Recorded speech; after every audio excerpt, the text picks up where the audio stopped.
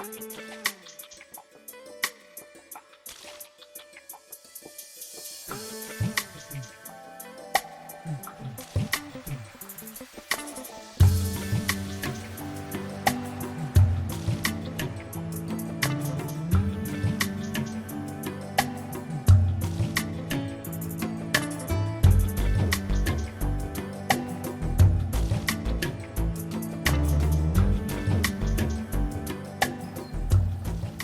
I'm going to be doing a couple of things this week. As you can see, the main air stone is blocked again. You can tell that because you've got huge bubbles coming up rather than fine bubbles coming up from the air stone itself.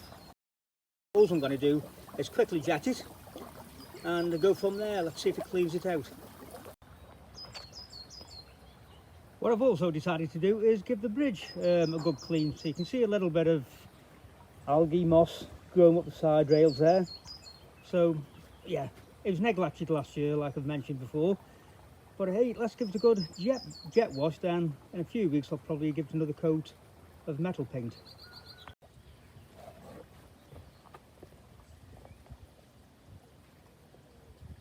Because I'm jet washing the bridge off, what I've kept going now is the air stone, because as all the grime falls into the pond, with the air stone going, it'll push it towards the skimmer and it'll suck straight into the filter.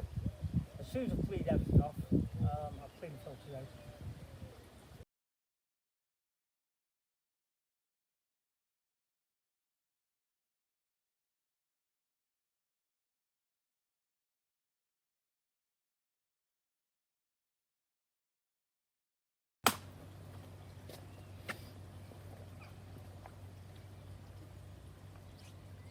So that's the bridge washed down, and I'm pretty washed down myself. So the next thing is the air stone. So the easiest way to clean it is just lift it up, support it by the tubing and give it a good blast. I think the tube should be quite strong enough to stand having a jet blast. So let's find out.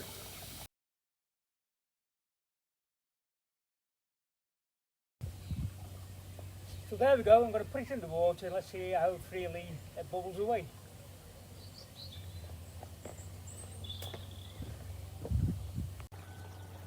So there you go, it's more of a mound at the top where the water's blowing through and no individual large bubbles.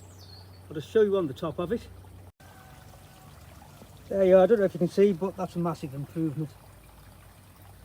Far more bubbles, and there's no more large individual bubbles. So yeah, that's unblocked, so I'm happy with that, and I'm sure where the fish are. You don't seem unduly stressed after that blasting.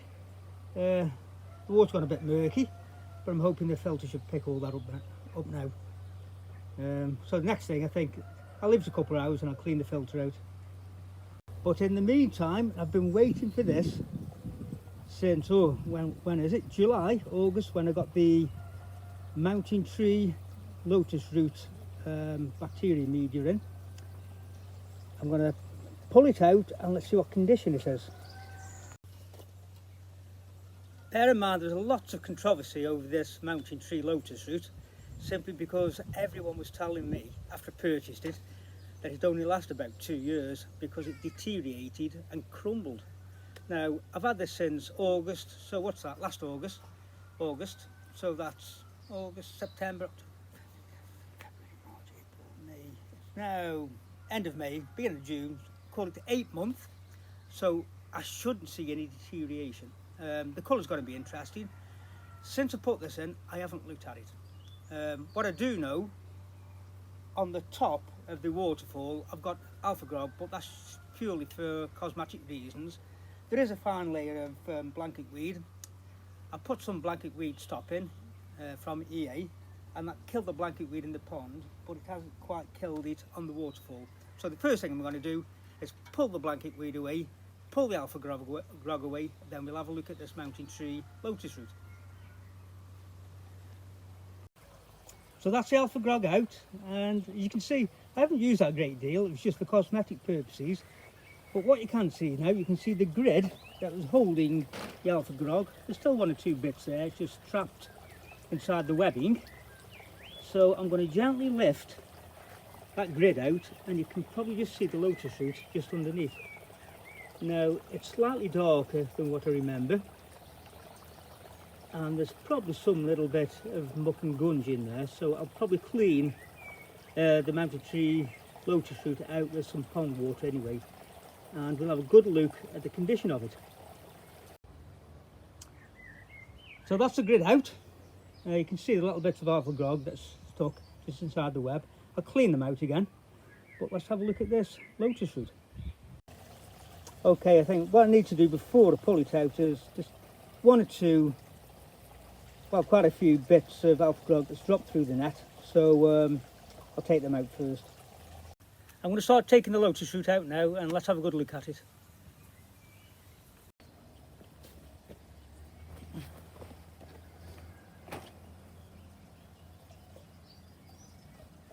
And the smaller pieces, a couple of bits of root, that's all it is, root from the creeping jenny.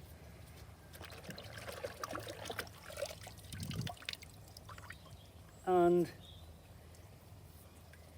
that's not bad. It's got a creamier colour. It was a little bit whiter before I saw it, but there's no sign at all of deterioration. The holes, I don't know if you can see, it's just where the roots of this plant here has gone down, but they're quite free of debris. That's it. Not too bad at all.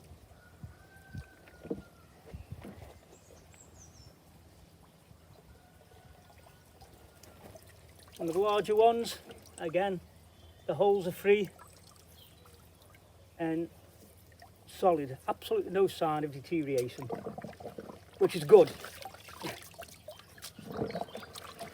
Good clean in the pond water.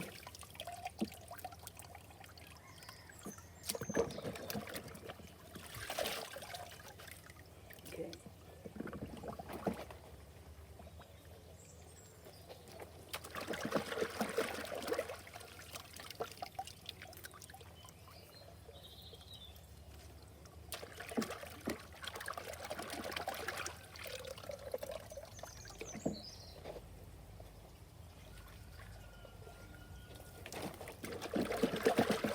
And I have to say, this is a lot easier to clean than alpha grog.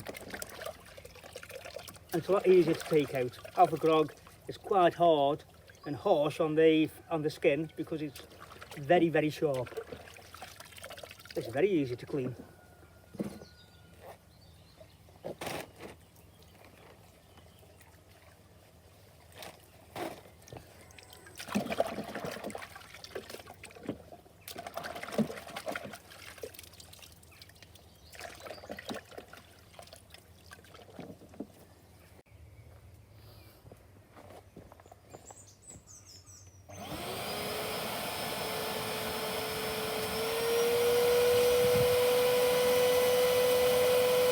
In the water now, I'm going to clean this pan or the stump right out.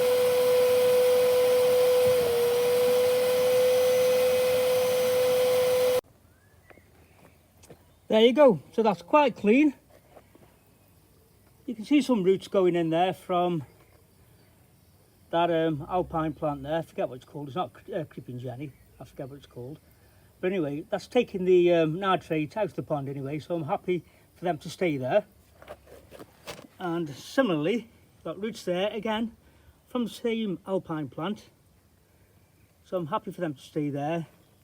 But there wasn't a great deal of gunge. You can see some white powder, if you can see it just there. There we are. That's calcium. I throw calcium in now and again because my pH has been dropping down to about 7 since I put the stop blanket weed in, which is good. That shows that the blanket weed's disappeared. So the pH went down, and just to bring it up to 7.2, I added some calcium carbonate, and it's slowly releasing, and it seems to do the job. So anyway, that's a powder. And the next job is cleaning the lotus root.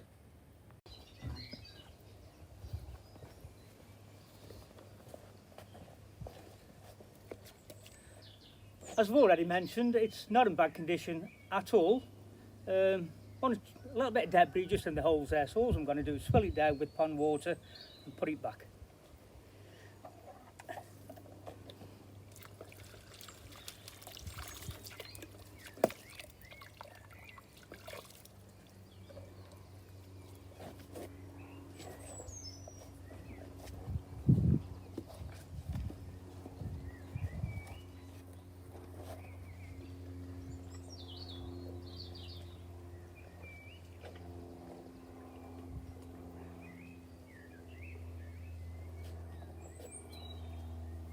What I might do is, because the sump is, it's only made out of liner, it's floating on the original pond water, so I'm going to turn the pump on, just fill the sump up with water and then put it in. It'd be easier to fit, I think.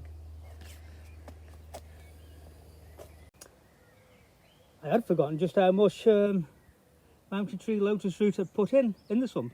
There's quite a bit there actually. Like I say, there's two boxes, one full box of large and one full box of small.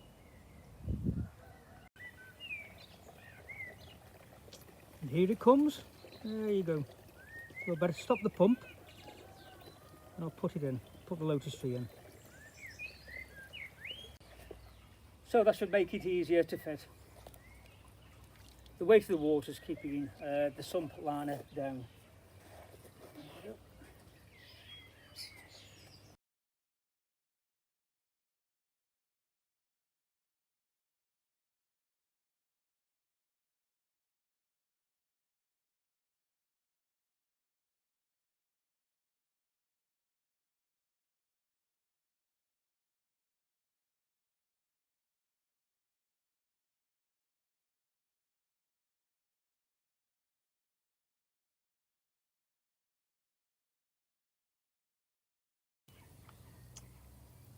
So there you go, all nice and clean, no deterioration. There's a couple of the small ones snapped in two, but that was me and my clumsiness when I first fitted it last year. But there's no sign of deterioration at all.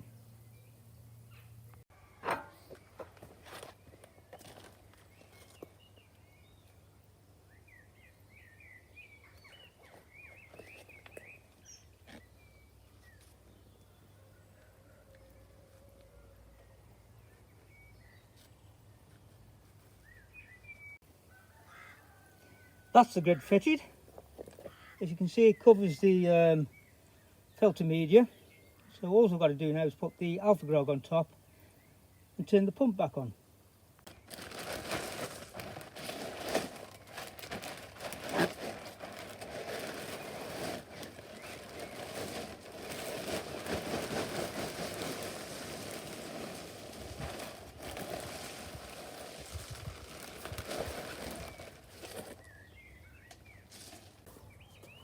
So all I'm going to do now is just give that waterfall a quick blast, just to clean all the muck and gunge off.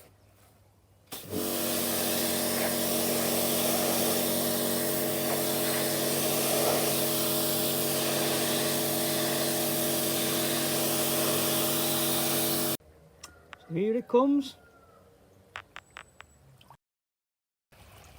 And there you go, a nice new sump filter. So yeah. So this is what I'm thinking of the mountain tree lotus root up yet. It seems to be okay. Will it deteriorate after 2 years? I have no idea. But as it stands after 8 months, there's nothing wrong with it. It's coming into summer now, so we'll just see how effective it is. The fish seem quite happy.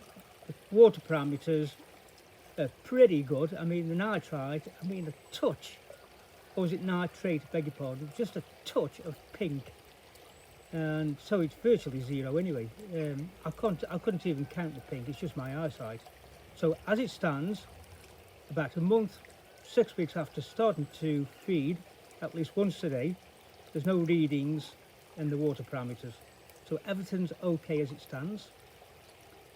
I've cleaned now the mountain tree lotus root completely out using pond water. Let's see how the system fares throughout the summer months. The only thing now is the pond water's gone a bit murky. I might take this opportunity just to give the pond floor a quick sweep and that then all the debris will go down to the filter, and this afternoon, after 2 hours, I'll give the filter system a good clean out. So all I'm going to do now is just to brush the base of the pond, let the filter catch all the debris, and then it's another week done basically.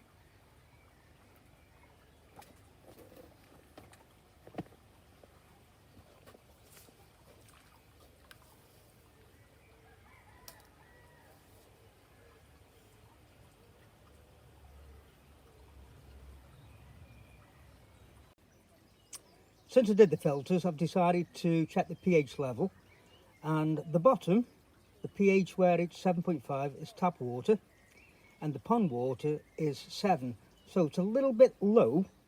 I prefer it around about 7.2. Having said that, I've rang up Barry from Holmeswood Koi, and he tells me 7 isn't that bad. Certainly some of the breeders in Japan go as low as 6.5, so I think I'll keep it at 7. It is quite stable, it's been like that for a couple of days now, and go from there. And according to Rasta Koi, he states specifically that 7.2 is absolutely ideal, and certainly all his koi, the skin and textures of the fish are absolutely spot on. So I'm going to keep it at 7, and if it does rise above that to 7.2, I'll be okay with it, but above 7.2 I will try to stabilise it a little bit lower. Anyway, that's the state of the pond water pH. 7 it is, and 7 hopefully it will stay at. Well, the water's crystal clear, as you can see.